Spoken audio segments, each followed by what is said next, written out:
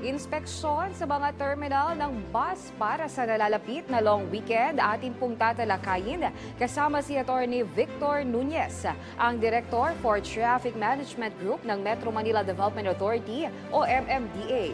Attorney Nunez, magandang tanghali po. Magandang tanghali po, ma'am, at magandang tanghali po sa inyong lahat ng taga-subaybay. Okay, Attorney, ito po, dahil nga peak season, kamusta na po ba yung inspeksyon nyo sa mga bus terminal kahapon? Yes, ma'am. Yesterday, nag-ikot ho kami. Kasama ho namin yung head ng aming Assistant General Manager for Operations, si Asek Jello Vargas. Nagbisita ho kami sa ilang provincial bus terminal sa Cubao kahapon. So far po kahapon medyo manipis pa po yung mga pasahero at wala pa pong pila sa mga terminal. So medyo maganda naman po yung feedback ng mga terminal operators at kasama rin ho namin sa pag-ikot kahapon yung aming road emergency group at yung mga naka-standby na mga ambulance ng aming ahensya dun sa mga napiling lugar para po mag-assist sa mga maraming babiyahe ngayong undas. Sir, nararamdaman na po ba ang dagsa ng mga pasahero sa mga bus terminals? Ano po ang assistance na ibibigay ng MMDA sa mga bumabiyahe? Unang-una po, may mga naka-standby ho kaming mga traffic enforcers. Meron po kaming naka-standby ambulance at yung yung emergency vehicle. At kasama rin ho kami sa interagency doon po sa mga help desk, yung mga tents na naka-standby po sa iba't ibang malalaking provincial terminal dito sa Metro Manila. And of course, yung pag-facilitate po ng flow of traffic, lalong-lalo na po ngayong araw na marami na rin yung babiyahing mga motorista at pupunta sa mga iba't ibang terminal, ports at airports. Okay, sir, ito po, speaking of, pinapayagan na po ba ng MMDA ang mga provincial buses na gumamit ng EDSA hanggang November 6? At palalawigin pa po ba yung window hours na maaring silang dumaan dito sa EDSA? Actually, ma'am, marami rin tumawag sa amin at naipakalat naman na ho namin yung info. Actually po, kapag nakita ho namin na medyo magaan naman na po yung EDSA, after nitong uwian, the chairman will make a pronouncement whether pwedeng palawigin yung window hour kung saan sila pwedeng dumaan ng EDSA. So, if the need arises, medyo magaan naman na po, the chairman, si Chairman Don Artes will make an announcement on that.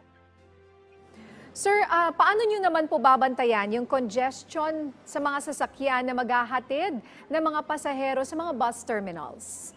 Yes, ma'am. Ang MMDA po nagpa-deploy ng more than 1,400 enforcers at nagkaroon ho kami ng no day off and no absent policy ngayong araw, October 27, October 28 at November 6 para po panatilihing visible ang ating mga traffic enforcers, lalong-lalo na sa mga major thoroughfares kasi marami hong babiyahe rin ang mga private vehicles pauwi sa kanilang mga probinsya.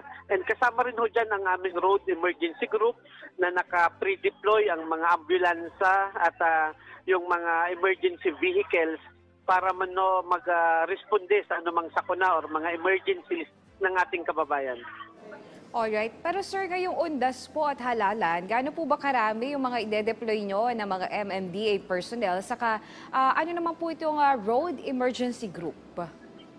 Yes po, unang-una po, naka-pre-deploy sila sa mga terminals at iba't ibang malalaking sementeryo. Kasama na rin po dyan yung aming Metro Park Clearing Group, yung pong mga naglilinis at naghahakot ng basura sa iba't ibang mga sementeryo at yung pong paglalagay namin ng mga assistant sa help desk sa mga tent na nakapalibot to yan sa malalaking terminals din at sementeryo. So yun po yung ginagawa ng aming ahensya para tumulong ho dito sa ating Oplan Ondas 2024 at 2023. Yes. Attorney, speaking of mga sementeryo, no, kumusta naman po ang naging inspeksyon ng MMDA sa sementeryo kanina? Alam mo, Eunice, kanina kasama ko si Congressman Erwin Tulfo, meron kaming report dyan po sa Manila Memorial Park kung saan ay may mga itinapon po doon na mga aso at pusa. That's so sad, Opo, ha? as in, meron silang nakuha at nahakot na 22 na aso at pusa po na talagang pagala-gala po dyan sa Manila Memorial Park at maaaring maging mapanganib sa mga bibisita po dyan po sa Manila Memorial Park. Yes, ma'am. Kanina po kasama ko si Asek Jello Vargas at yung director ng aming HPCEPO, si Director Francis Martinez. Kami po ay nagbisita at nag-inspect sa Manila North Cemetery. Isa po ito sa mga pinakamalaking cemetery, public cemetery sa Talakang, Maynila. At kausap namin yung director ng cemetery doon. At kasama rin namin yung aming road emergency group, yung mga naglilinis po at mga sweepers ng MMDA. Nag-deploy kami ng almost 200 enforcers at 50 sweepers doon sa Manila North Cemetery para panatilihin pong malinis ang lugar at may mga naka-standby din pong ambulansya ang MMDA. So far po, konti pa naman lang ho ang tao doon at yun nga po, binalita kanina na as of today, mag-honor na rin po ng strict na sa sementeryo, lalong-lalo na sa traffic flow doon sa area. So nag-assist din po ang MMDA doon. Okay. Attorney, yung sinasabi ko po kasi is the one in Parañaque, the Manila Memorial Park in Parañaque. Po kami nakabisita doon, but definitely ang MMDA po magpapadala rin ng assistance doon sa traffic at sa pag-maintain ng kalinisan sa lugar. Yes. Okay, Attorney, ano naman po yung traffic management measures na inyong ipapatupad ngayong darating na halalan at undas? May mga rerouting din po ba, lalo na sa mga kalsadang malapit sa mga sementeryo? Yes, ma'am. Actually po, yung mga traffic rerouting scheme at mga road closures, yan po ay pinangungunahan ng local government units. Pero po, nakikipag-coordinate naman doon sila sa amin at kami po ay nagpapadala ng mga traffic enforcers to support them. So ang may decision po ng mga traffic rerouting at road closures sa malalaking sementeryo ay ang LGU po, hindi po MMDA. Okay, sir. Ito po, bilang panghuli na lang po, mensahe niyo po sa kapaalala natin sa mga kababayan, lalo na po yung mga babiyahe pa lang mamayang hapon, no? At ngayon papalapit na po ang long weekend. Yes, ma'am. We're reminding all the public, especially yung mga uuwi sa kanilang probinsya, yung mga sasakay sa mga terminal, pupunta sa ports and airports na sana po mas maaga silang umalis.